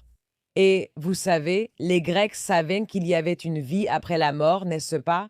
Ou qu'il existait un moyen de contacter les ancêtres, n'est-ce pas? Beaucoup de guérisseurs et praticiens énergétiques font des régressions dans les vies antérieures et vous relient à des ancêtres, n'est-ce pas? Mais il s'est demandé quelle serait une façon moderne de créer cela dans un cadre expérimental. Alors, ce qu'il a fait, c'est qu'il a conçu non pas une chambre souterraine comme les Grecs avaient l'habitude de faire, mais il a essayé de créer un espace sombre, très simple, un espace où les gens s'asseyaient et il créait essentiellement une fixation forcée sur le néant. Pour lui, cela se faisait dans une pièce sombre. Il plaçait un miroir de façon à ce que vous ne puissiez pas vous voir, mais que vous puissiez voir essentiellement le miroir reflétant seulement l'obscurité. Et vous fixiez le miroir. Et je crois que Joan Rivers y est allé. Il y avait des célébrités qui étaient attirées par cette expérience qu'il menait. Et son espoir, vous savez, c'était peut-être d'obtenir quelque chose. Il a amené beaucoup de gens à vivre des expériences très profondes. Et ce qui est intéressant, c'est qu'il leur a proposé une sorte de mini-rétrospective de leur relation avec cette personne. Donc, si vous pensez à ces statistiques dont nous parlions, des veuves qui déclarent interagir avec leur mari dans environ 19% des cas dans certaines enquêtes et autres. Qu'est-ce que cela signifie d'avoir une connexion émotionnelle profonde avec quelqu'un, puis de le perdre, n'est-ce pas? Vous le perdez sur ce plan physique. Comment êtes-vous connecté à cette personne? Nous en avons parlé en termes de plan de conscience, même en termes de microbiome qui se mélange avec celui de la personne avec qui vous passez le plus de temps. Vous faites partie du même organisme. Si on prend beaucoup de recul, bien sûr, vous pourriez être plus susceptible de recevoir des informations ou, comme certains pourraient le dire, de les imaginer. Donc, les statistiques réelles de la première étude dont je voulais parler, 8 personnes sur 16, donc 50%, ont vu la personne décédée qu'elles voulaient voir. Wow! Et c'est énorme. Ils pensaient qu'ils verraient peut-être même pas une personne sur 16. Je me demande si on voit une personne décédée qu'on ne s'attendait pas à voir. Je vais te donner cette statistique aussi. Aussi, certaines personnes pourraient dire, eh bien, peut-être que ce sont des fous. Non, c'étaient des personnes mentalement stables qui étaient en quête de réponses, intéressées par la conscience. Il utilisait des étudiants de cycle supérieur, n'est-ce pas? Certaines personnes n'ont pas vu celles qu'elles croyaient, mais pensent à toutes les associations possibles de ton cerveau. Elles ont aperçu d'autres personnes décédées. Alors, gardons simplement cela à l'esprit. Si on ouvre une sorte de portail, d'accord? Ça ne veut pas dire que la personne que tu veux voir apparaître va forcément apparaître. Tu peux penser à ça, mais cette femme dont il a parlé, n'est-ce pas, elle voulait voir son mari. À la place, c'est son père qui est apparu, tu vois? C'est peut-être la phrase la plus profonde que tu aies jamais dite dans ce podcast. Quand tu ouvres un portail, tu ne sais pas qui va en sortir. Tu dois être conscient du portail que tu ouvres. Sois prudente. Fais attention au portail que tu ouvres. Mais tu aimes avoir un plan. Alors je peux t'imaginer assis à ouvrir un portail en disant « Non, excuse-moi, tu n'es pas celui que j'ai invité. » Certaines personnes dans cette étude, je ne me souviens plus si c'était environ 10%, n'ont vu personne à ce moment-là. Imagine que tu y vas, que tu passes la journée, comme dans ce protocole, tu t'assois avec lui et bois du thé. Tu es un prototype, pas du thé hallucinogène. Du thé non hallucinogène. Tu parles de cette personne. Tu sais, il y a tout un protocole. C'est un professeur de psychologie. Il fait tout ça, n'est-ce pas? Donc tu es assise avec lui. Tu prends genre un petit déjeuner léger et puis vous discutez et il y a tout un protocole selon le département de psychologie, n'est-ce pas? Sur la façon dont cette étude est conçue. Imagine que tu y entres après toute une journée à parler de la personne décédée que tu veux revoir, des problèmes, tout ça. Imagine ne rien voir. Je serais vraiment déçue. Cependant, une certaine proportion de personnes, je crois que c'était 10%, ont vu cette personne plus tard dans la journée chez elle. Juste en train de traîner. Eh bien, les gens n'avaient pas de rêve, pas de vision, mais c'était comme s'ils avaient vécu une expérience. Et ça pouvait être, par exemple, « Et si tu n'es pas à l'aise dans cette petite pièce étrange ?» La docteure Tara Swart a parlé de son mari qui est apparu juste là, au chevet du lit. C'est exact. C'est en fait lors de l'expérience de mort partagée dont il a parlé avec sa sœur quand ils ont vu leur mère mourir. Il a dit que ce n'était pas une vision, mais que c'était comme si son père descendait du ciel et qu'il le voyait dans la pièce. Son père disait « Allez, chérie ». Présentez brièvement la vision de mort partagée pour ceux qui ne la connaissent pas. Donc, l'expérience de mort partagée est quelque chose dont Martha Jo Atkins a parlé, parce que lorsque vous êtes témoin de transition, n'est-ce pas, c'est apparemment quelque chose qui arrive. Et j'adore cette idée. Vous savez, le docteur Moody a beaucoup parlé du fait que ce genre de choses arrive souvent. Les gens ne savent pas comment l'interpréter. Ils ne savent pas quoi dire. Ils ne savent pas comment l'exprimer. Ils ont peur qu'on les traite de fous, n'est-ce pas? Ces choses arrivent. Et depuis l'invention de la réanimation cardiopulmonaire, on pense que c'est pour ça qu'on en voit beaucoup plus, parce qu'on a maintenant un nouvel ensemble de données de personnes qui sont littéralement mortes et qui ont été ramenées à la vie. Avant, on ne pouvait jamais les ramener. C'est exact. Ils vivaient leur vision, puis ils s'en allaient. Et nous disions « Non, restez ». Bon, d'accord. Donc, si je fais cette expérience de pensée, si cela se produit, n'est-ce pas? Nos expériences de mort partagées sont des choses auxquelles nous avons tous accès. Vous êtes tous autour du lit de quelqu'un Qui est en train de partir? Et donc le portail s'ouvre parce qu'ils ouvrent le portail. qui ouvre le portail vers la prochaine vie, c'est la question. J'ai posé cette question à Martha Jo Atkins dans notre épisode avec elle. Pour rappel, Martha Jo est une accompagnatrice de fin de vie. Elle a accompagné plus de 1000 personnes lors de leur transition. C'est une drôle de chose dont se vanter. Mais oui, et elle a décrit de nombreux schémas qui se produisent lorsque les gens sont en train de mourir. Et j'associe ces schémas au fait qu'il pourrait y avoir, vous savez, un code sous-jacent que nous pouvons identifier pour comprendre. Il y a des systèmes à l'œuvre dans la vie dont nous faisons principalement partie. Et donc, nous pouvons voir ces schémas comme des indicateurs. D'accord. Donc, des gens s'en vont. Et vous savez, les gens ont des visions. Parfois, ils voient un être cher arriver.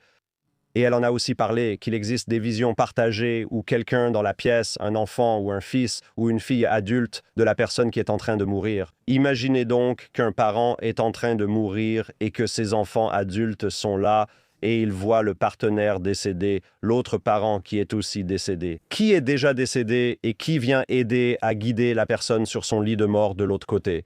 Et je lui ai demandé, oui. Si un portail s'ouvre, c'est comme un bus. Vous savez, comme un bus spirituel. D'accord, les gars, on vient chercher cette personne. On doit s'arrêter à cet hôpital ou à cette maison d'accompagnement. Et je demande, si le portail s'ouvre, dois-tu parfois faire attention à ce qui peut venir? Parce que s'il y a toutes ces entités de l'autre côté du voile et que le voile est si mince et que ce moment où quelqu'un est dans un corps physique est le point où il passe de l'autre côté, tu peux penser au film Marvel quand ça s'ouvre. Chaque fois que ce cercle s'ouvre, quelqu'un passe à travers alors que tu ne t'y attends pas. Il s'ouvre pour quelqu'un, puis le méchant passe. D'autres fans de science-fiction ici, je crois que ça arrive dans Thor, Ragnarok. Ça arrive dans plusieurs films, mais il y a quelques films Avengers où quelque chose comme ça se passe vraiment.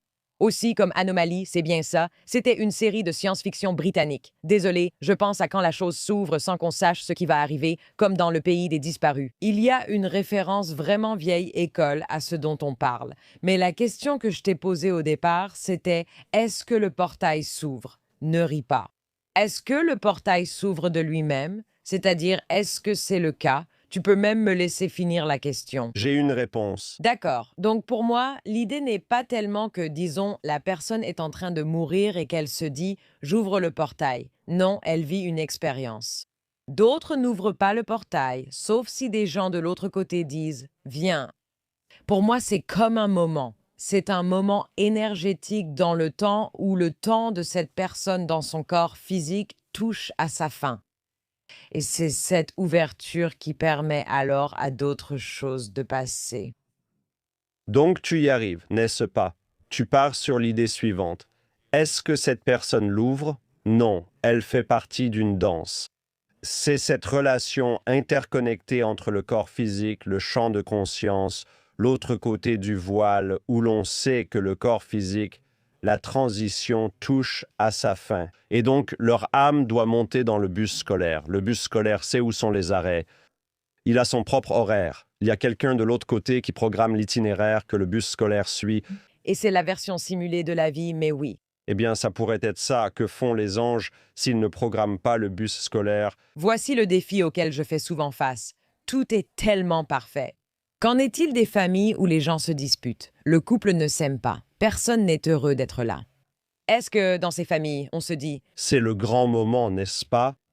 La mère traverse, le père vient l'aider. Tu penses, je ne veux pas te voir, j'irai avec quelqu'un d'autre. Où est ton cousin Jerry? c'est ma blague sur la Tchécoslovaquie? C'est la chute. La seule chose que Martha Jo a dite quand je lui ai demandé si autre chose se manifestait, c'est elle a dit qu'une fois, dans le centre de naissance, il s'est passé quelque chose. Les lumières clignotaient, les portes se sont brusquement ouvertes, une étrange énergie s'est manifestée, et tout le monde dans le centre l'a ressenti. Et ils ont dû aller purifier les lieux, vous voyez? Bien sûr, il faut purifier les lieux. Quelque chose est passé alors que ça n'aurait pas dû.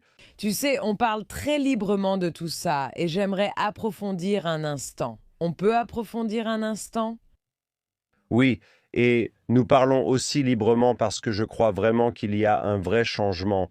Pas seulement dans notre communauté qui s'intéresse à ça, à ces conversations, pas seulement toi et moi qui avons pu parler à tant de personnes, recueillir ces histoires et les rendre normales, mais ce que nous découvrons, c'est que tellement de gens, presque la plupart des gens, ont une histoire comme celle-ci quelque part dans leur famille, où ce n'est peut-être pas eux, mais quelqu'un d'autre. Et il y a simplement toutes ces autres expériences surnaturelles que les gens vivent et dont ils n'ont plus peur de parler et d'aborder. Je ne dis pas que nous avons compris le mécanisme. Je me sens exclue, comme si tout le monde le faisait sauf moi. Parfois, tu as ces choses-là et puis tu te dis Je ne parle pas d'une expérience de mort partagée. J'ai déjà été présent lorsque des gens sont morts. Rien du tout, juste des pleurs. Juste de l'étrangeté, de la tristesse. Je veux dire, mon père en a parlé à un moment donné. Il a parlé de son. Je pense que c'était de ses parents. Et il a aussi parlé de voir ma mère à l'âge qu'elle avait lorsqu'il l'a rencontrée pour la première fois. First met her. Et je me suis dit, eh bien, c'est intéressant, mais pas de brume, pas de musique, rien de tout ça. Quand on entend le docteur Moody en parler, on se demande, mais qu'est-ce qui arrive à tout le monde? Est-ce que c'est arrivé dans votre famille? tuer, eh bien, attends une seconde, tu fais ta mère. Effrayant. Il y a des choses effrayantes. Elle croit qu'elle est en contact avec ton père tout le temps. Régulièrement, Tu pourrais être ici, à travers les colibris, à travers les papillons, toutes ces choses. parce que j'ai en tête tous les épisodes qu'on a. Je pense à Teresa Caputo. Et je pense à, oui, l'histoire d'après l'accident de mon frère à laquelle elle se connecte, où elle raconte comment le père de mon père a aidé à ramener mon frère du bord de la mort, parce que mon père n'aurait pas pu le supporter. Et à ce moment-là, C'était intense. j'y avais pensé à cette dynamique pendant des décennies. Waouh! Sous tous les angles possibles. Et il ne m'était jamais venu à l'esprit ce qui aurait pu se passer, le soutien qui aurait pu être disponible pour mon père afin qu'il puisse traverser cette situation. Je n'en ai aucune idée. Et tout récemment, il y a quelques semaines, ma sœur m'a dit « J'ai fait un rêve la nuit dernière à propos de Zadie. Il est venu me voir en rêve et il était comme un pilier de soutien. » Et je venais justement d'avoir quelqu'un qui m'avait reparlé de cet épisode avec Teresa Caputo. Et cette personne venait de me parler de, tu sais, on l'appelle Zadie, le père de mon père. Et ma sœur m'a demandé, est-ce qu'il t'est déjà apparu en rêve? Je lui ai parlé de cet épisode et elle m'a dit que c'était la première fois qu'il lui apparaissait en rêve de cette façon. Wow! Alors, Je veux dire, encore une chose, j'ai commencé à découvrir l'idée d'un le soutien ancestral à travers les constellations familiales, qui est une extension de la méthodologie de Bert Hellinger. Je ne sais pas. Elle a été fondée par Bert Hellinger et elle a été développée, mais la notion, c'est ce type de thérapie qui est, vous savez, une thérapie de groupe non verbale, rend le voile si mince. Alors, qu'est-ce que cela signifie dans la vie quotidienne si le voile est si mince, n'est-ce pas? Par exemple, nous pouvons demander ce type de soutien. Que nous puissions le recevoir et l'interpréter ou non, c'est une autre histoire. Ce serait une véritable révolution dans notre façon d'interagir. Si nous pouvons vraiment approfondir ce que c'est réellement, oui, ce serait une révolution dans notre façon d'interagir, dans notre façon d'espérer, dans ce que nous recherchons. Je veux dire, j'imagine que c'est pour les personnes qui sentent qu'elles sont en contact avec ces entités en permanence. C'est ce qui les guide. Pensez à Lee Harris. Il est en contact avec ce groupe d'entités qu'il sent guider les choses. Mais à quoi cela ressemble-t-il? Y a-t-il un lieu? Et je pense que c'est en quelque sorte la force de ce que le Dr Moody a apporté à ce domaine. Y a-t-il un endroit où ces choses peuvent coexister? Ou devons-nous rester enfermés dans nos cases et dire « Oh, il y a ceux qui croient, et puis il y a les rationalistes, n'est-ce pas ?» Non, il existe en fait un endroit où tout cela peut, vous savez, se mélanger. Comment j'ai découvert la constellation familiale? C'était en fait par l'intermédiaire d'un chiropracteur, un praticien du corps, qui croyait qu'il fallait un certain type de guérison spirituelle ou de réajustement pour que le corps puisse conserver sa structure physique. Donc, on pouvait ajuster encore et encore, mais si on ne traitait pas le problème au niveau de l'âme, alors le corps ne garderait jamais réellement l'ajustement. Donc, elle a intégré cela dans sa pratique. Waouh! Et toi et moi, on a déjà fait cet exercice où on se regardait dans un miroir et on faisait un exercice de test musculaire. Je ne sais pas si tu t'en souviens, mais tu t'en rappelleras quand je te le dirai. Et j'ai fait un exercice de test musculaire avec toi où je t'ai demandé de dire dans le miroir « J'ai le droit. Je crois que j'ai le droit de guérir. » On peut l'éviter? Tu t'en souviens, bien sûr? Pourquoi tu es comme ça? Parce que c'est un peu excentrique, non? Et tu as un peu peur de laisser sortir ton côté excentrique. Mais en 2026, alors qu'on approche de cette nouvelle année, alors qu'on est dans la nouvelle année, toi et moi, on sort du placard spirituel. Tu sais, on en parle avec Bruce Lipton. On en parle dans beaucoup d'autres épisodes. Si tu as une croyance subconsciente ou même consciente que tu ne mérites pas de guérir, alors les pratiques de guérison n'auront pas d'effet durable. Parle-nous un peu de ça pour qu'on comprenne, parce que ça se relie à cette idée du soutien de l'autre côté du voile. Je vais t'expliquer le lien, puis tu pourras soutenir cette idée. Si, physiologiquement, je ne crois pas pouvoir guérir, je ne crois pas que je devrais pouvoir guérir. J'ai le droit de guérir de la honte, de la culpabilité, du bagage émotionnel ou de tout ce que je porte. Oui. Alors cela peut empêcher le changement physique. Et dans la constellation familiale, ce que vous faites, c'est puiser dans le soutien des ancêtres, des personnes qui vous connaissent en dehors de ce cadre limité, pour vous aider à avancer et à dire que ce que vous portez n'est probablement pas à vous en réalité, que vous faites partie d'un système familial plus vaste et que vous avez hérité de ces schémas de croyances comme mécanismes d'adaptation et vous pouvez les rendre et que vous pouvez honorer votre famille en vivant mieux. Vous n'avez pas à vous sacrifier en restant dans un état de stress, d'anxiété ou d'autres afflictions. Je pense que vous l'avez très bien dit. Il est important de préciser qu'en réalité, nous ne savons pas grand-chose sur ce que nous exprimons ici. Vraiment, nous ne savons pas. Vous êtes très prudent et je pense qu'il est important d'être prudent concernant ce que nous savons et ce que nous ne savons pas. La dernière chose que j'ajouterai cependant, c'est que j'ai vu chez moi et chez d'autres et qu'il y a un changement physiologique dans la force musculaire lorsque les gens modifient cette croyance fondamentale ou se sentent plus soutenus. Je vous remercie pour cela. Je pense que c'est au-delà de ce que je peux vraiment comprendre dans le cadre de cet épisode. Je pense vraiment que cela rejoint cette idée, je veux dire, Ellen Langer en parle, vous savez, cette notion de « en quoi croyons-nous? À quoi nous raccrochons-nous ?» Vous savez, c'est vrai. J'ai tendance à pencher un peu du côté rationaliste, ou quel que soit le nom qu'on veut lui donner. Dans tout ça, vous savez, quelle que soit l'histoire que les gens veulent aussi construire. Cela ne veut pas dire que ce n'est pas vrai. Ça peut simplement être leur propre histoire et leur propre cadre. Mais oui, je pense qu'il y a de la place pour laisser place à ce genre de cadre. Je ne sais pas si c'est le mien. Je ne pense tout simplement pas. Donc, je pense qu'on devrait probablement s'arrêter là pour l'instant. Je pense qu'on est probablement plutôt bien. J'ai l'impression qu'on a beaucoup parlé et qu'il est presque temps de partir.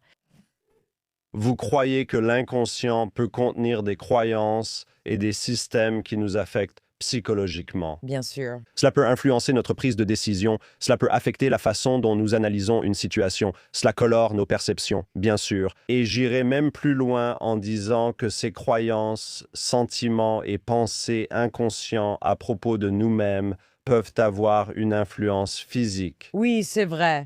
Nous faisons le lien ici, nous ne sommes pas si divisés. Nous pouvons créer notre propre religion dès maintenant en prenant ces choses comme base.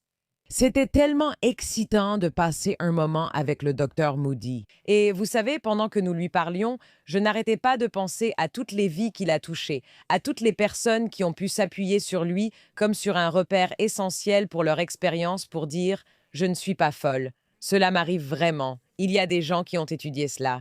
Il y a des gens qui continuent à l'étudier. » Et surtout dans le cadre de ce dont nous avons parlé avec le docteur Moody, il existe un cadre pour cela qui remonte à des milliers d'années. La conversation sur ce à quoi nous pouvons accéder ou placer notre intention afin que nous puissions accéder à d'autres choses. C'est formidable de pouvoir lui en parler. Je suis tout à fait d'accord.